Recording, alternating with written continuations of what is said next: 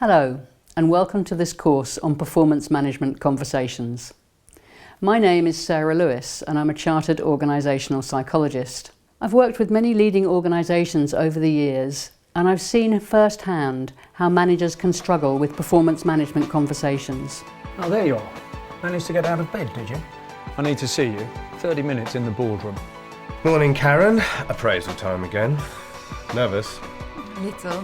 What do you think's gone well for you and perhaps not so well? Everything's going okay, is it? Yeah. Well, that's not quite what I'm hearing, mate.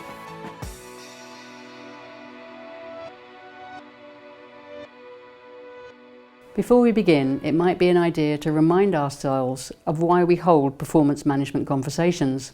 They're supposed to be motivating. The purpose of them is to ensure that a person knows what's expected of them and that they have the skills and knowledge and ability to deliver against those targets and objectives. However, research has shown that managers often struggle with these conversations. Many organisations provide what is supposed to be a supportive framework to help managers have these kind of conversations.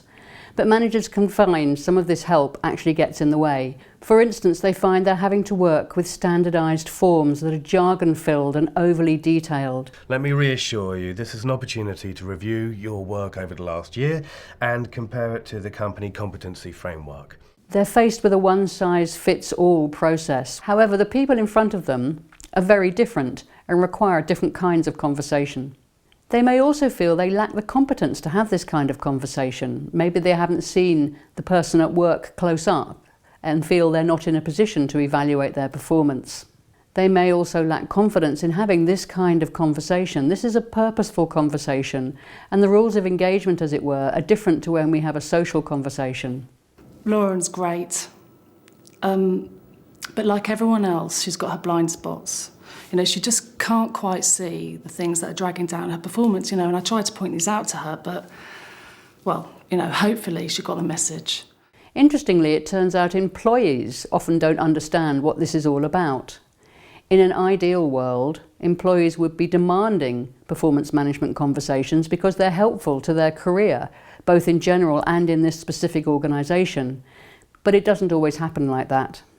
Another thing that can happen is that the process is dominated by the ratings conversation or the pay scale agenda, and the core purpose of the conversation, that of performance management, gets forgotten. And the final thing is that these processes often provide for a once-a-year conversation, the performance management conversation. And quite often nothing happens between these conversations, greatly reducing their value and certainly reducing their motivational impact. In this situation, the process can come to be seen as being owned by the Human Resources Department, and it can become a box-ticking exercise. We need to remind ourselves that it is actually a social and relational process, and therefore the quality of the relationships that we have with our staff are key to the success of a performance management conversation, as is the quality of the communication that occurs in that conversation. Essentially, a performance management conversation is a motivating conversation. That is the purpose of it. The paperwork trail is there to support this motivating, engaging, performance-oriented conversation, not to drive it. In this course, I'm going to take you through 7 steps that will help you to have more effective performance management conversations.